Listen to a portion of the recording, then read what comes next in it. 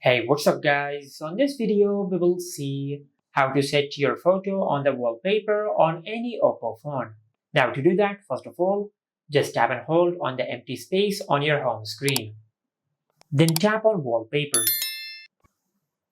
From here, just go to Album, and in Album, just select your photo which you want to set as your wallpaper.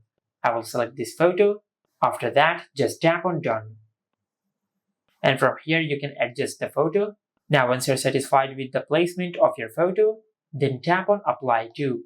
And from here just select where you want to apply your photo as the wallpaper.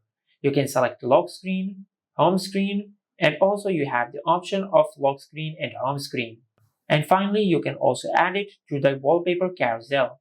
For now I will select home screen, then select Apply. Now if you go to your home screen, as you can see, this is how you can set your photo as the wallpaper on your Oppo phone. Make sure to like, comment and subscribe. Thank you for watching.